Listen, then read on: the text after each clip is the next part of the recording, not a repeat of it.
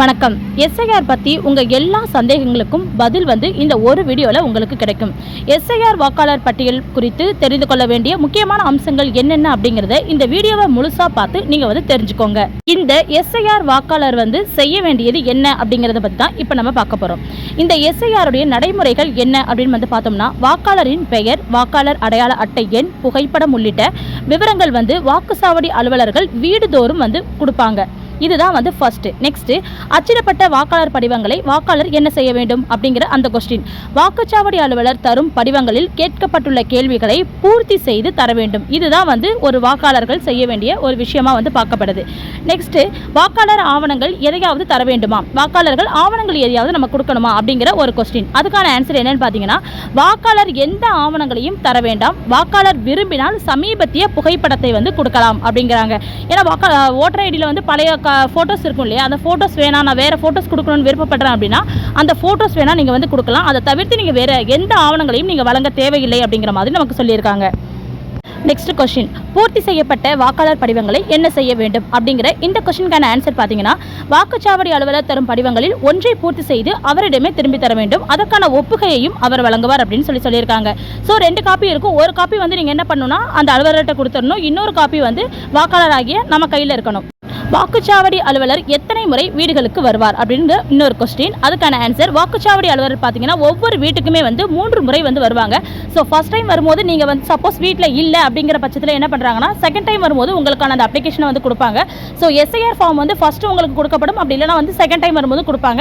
Third time அவங்க collect பண்ண வரும்போதும் சப்போஸ் நீங்கள் ஊரில் இல்லை, ஃபஸ்ட்டு 2 டைம் இல்லை அப்படிங்கிற பட்சத்தில் கடைசி முறை வரும்போது உங்களுக்கு எஸ்ஐஆர் ஃபார்ம் வந்து கொடுக்கப்படும்.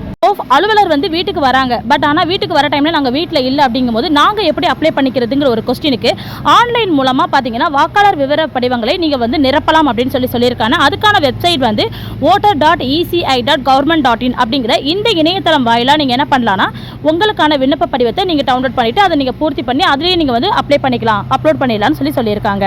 நீங்கள் இந்த வெப்சைட்குள்ளார போனீங்கனாலே உங்களுக்கு என்ன பண்ணுவாங்கன்னா, அங்கே வந்து எஸ்ஐஆர் ஃபார்ம் அப்படின்னு சொல்லிட்டு ஒரு ஆப்ஷன் இருக்கும். அதை நீங்கள் டச் பண்ணிவிட்டு உள்ளே போயிட்டு அங்கே அந்த ஃபார்மில் என்னென்ன டீட்டெயில்ஸ் கேட்டிருக்காங்களோ அந்த டீட்டெயில்ஸை நீங்கள் கரெக்டாக அங்கே நீங்கள் டைப் பண்ணிவிட்டு அப்லோட் கொடுத்துட்டிங்கனாலே போதும். உங்களோட டீட்டெயில்ஸ் எல்லாமே பார்த்தீங்கன்னா வாக்காளர் டீட்டெயில்ஸ் எல்லாமே அங்கே வந்து அப்லோட் ஆகிடும். அடுத்து பார்த்தீங்கன்னா, வாக்காளர் முகவரி மாறி இருக்குது அப்படிங்கும்போது நாங்கள் என்ன செய்ய வேண்டும் அப்படிங்கிற ஒரு கொஸ்டின். தொகுதி மாறி இருந்தால் அவரது பெயர் வாக்காளர் பட்டியலில் இடம் பெறாது அப்படிங்கிற மாதிரி சொல்லியிருக்காங்க. ஸோ நீங்கள் வேறு தொகுதியை சேர்ந்தவங்களாக இருக்கீங்க, ஒரு எக்ஸாம்பிளுக்கு நீங்கள் வந்து மயிலாடுதுறை தொகுதியில் வந்து பிறந்திருக்கலாம். சப்போஸ் நீங்கள் வந்து பூம்புகார் தொகுதியில் வந்து வாக்கப்பட்டு போயிருக்கலாம். ஸோ அப்போ நீங்கள் அங்கே வந்து ஒர்க் பண்ணி இப்போ அங்கே வந்து நீங்கள் என்ன பண்ணுவீங்கன்னா வாழ்ந்துட்டு இருப்பீங்க. ஸோ நீங்கள் பூம்புகார் தொகுதியில் வந்து இருந்தாலும் உங்களுக்கு அந்த தொகுதியில் உங்களுடைய பெயர் வந்து வராது. நீங்கள் 10 வருஷமாக அங்கே இருந்தாலும் 5 வருஷமாக இருந்தாலும் எத்தனை வருஷம் இருந்தாலும் அங்கே வந்து உங்களுடைய பெயர் வராது. உங்களுடைய பழைய தொகுதி என்னவோ, நீங்கள் பழைய தொகுதி மயிலாடுதுறை தொகுதி அப்படின்னா உங்களுக்கு அங்கே மட்டும்தான் உங்களுடைய பெயர் வரும். உங்களுடைய தொகுதி என்னவோ அங்கே தான் உங்கள் பெயர் வருமே தவிர தொகுதி மாதிரி பெயர் வந்து வராது அப்படின்னு வந்து சொல்லியிருக்காங்க. அதே போல் தொகுதி மாறி இருந்தால் நாங்கள் என்ன செய்ய வேண்டும் அப்படிங்கிற இந்த கொஸ்டினுக்கு, வாக்காளர் தொகுதி மாறி இருந்தால் வரைவு வாக்காளர் பட்டியலில் அவரது பெயர் வந்து இடம் பெறாது ஃபர்ஸ்ட் ஆஃப் ஆல். அதே போல் டிசம்பர் 9ஆம் தேதிக்கு பிறகு நீங்கள் என்ன பண்ணணும்னா உரிய ஆவணங்களை கொடுத்து நீங்கள் வந்து மனு கொடுக்கணும் அப்படின்னு சொல்கிறாங்க. ஸோ மனு நீங்கள் எங்கே கொடுக்கணும்னு பார்த்தீங்கன்னா, நம்ம கலெக்டர் ஆஃபீஸில் திங்கக்கிழமை நடக்கக்கூடிய அந்த குறைதீர் முகாம் இருக்கு இல்லையா, அந்த கூட்ட முகாமில் நீங்கள் வந்து கொடுக்கலாம். ஸோ இதை மாதிரி மனு கொடுத்து தான் உங்களுடைய அட்ரஸ் வந்து உங்களுடைய தொகுதியை வந்து நீங்கள் வந்து மாற்றி அமைச்சிக்கிற மாதிரி இருக்குமே தவிர, இந்த எஸ்ஐஆர் மூலயமா நீங்கள் வந்து உங்களுடைய அட்ரஸையோ அல்லது உங்களுடைய தொகுதியையோ நீங்கள் வந்து மாற்றி அமைத்துக் கொள்ள முடியாது அப்படிங்கிறத அவங்க வந்து சொல்லியிருக்காங்க. அதே போல் வாக்காளர் பட்டியலில் புதிதாக பெயரை சேர்க்க முடியுமா, இந்த எஸ்ஐஆர் மூலயமா வாக்காளர் பட்டியலில் புதிதாக பெயரை வந்து சேர்க்க முடியுமான்னு ஒரு கொஸ்டின் வந்திருக்கு. இதுக்கு பார்த்தீங்கன்னா, புதிதாக பெயரை சேர்க்க கண்டிப்பாக வந்து முடியாது. அதே நேரத்தில் 18 வயது நிரம்பிய புதிய வாக்காளர் படிவம் 6 வந்து நிரப்பி தர வேண்டும் அப்படின்னு வந்து சொல்லியிருக்காங்க. எனினும் அவர்கள் பெயர் வந்து வரைவு வாக்காளர் பட்டியலில் இடம் பெறாது அப்படிங்கிறதையும் அவங்க வந்து சொல்லியிருக்காங்க. ஸோ உரிய ஆய்வுக்கு பின் பட்டியலில் அவங்களுடைய பெயர் வந்து சேர்க்கப்படும் அப்படிங்கிறதும் ரொம்ப வந்து குறிப்பிடத்தக்க சொல்லப்பட்டிருக்கு.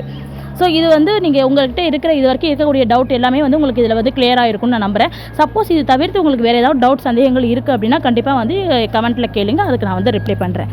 நன்றி.